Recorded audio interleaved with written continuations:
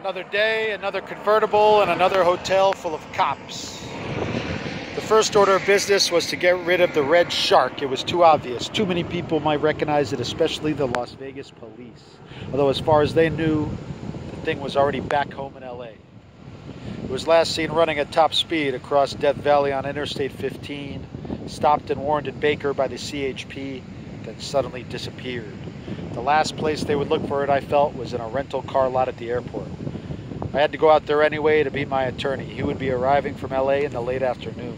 I drove very quietly on the freeway, gripping my normal instinct for bursts of acceleration and sudden lane changes, trying to remain inconspicuous. And when I got there, I parked the Shark between two old Air Force buses and a utility lot about half a mile from the terminal.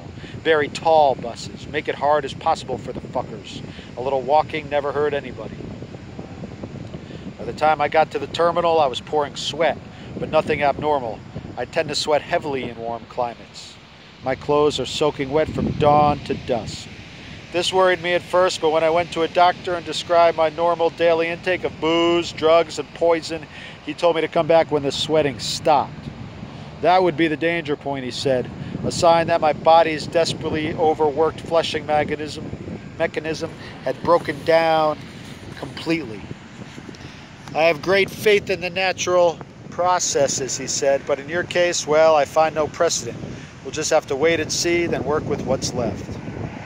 I spent about 2 hours in the bar drinking Bloody Marys for the V8 nutritional content and watching the flights from LA. I'd eaten nothing but grapefruit for about 20 hours and my head was adrift from its moorings. You better watch yourself, I thought. There are limits to what the human body can endure. You don't want to break down and start bleeding from the ears right here in the terminal. Not in this town. In Las Vegas, they kill the weak and deranged. I realized this and kept quiet, even when I felt symptoms of a terminal blood sweat coming on. But this passed. I saw the cocktail waitress getting nervous, so I forced myself to get up and walk stiffly out of the bar. No sign of my attorney. Down to the VIP car rental booth where I traded the red Shark in for a white Cadillac convertible. This goddamn Chevy has caused me a lot of trouble, I told them. I get the feeling that people are putting me down, especially in gas stations when I have to get out and open the hood manually.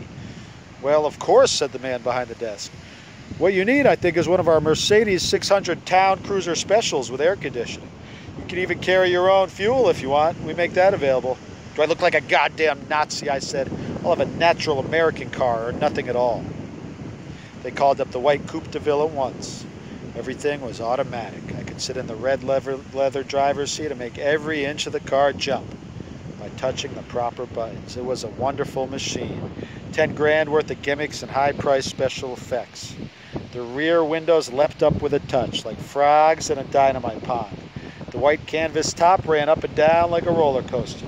The dashboard was full of esoteric lights and dials and meters that I would never understand. But there was no doubt in my mind that I was into a superior machine.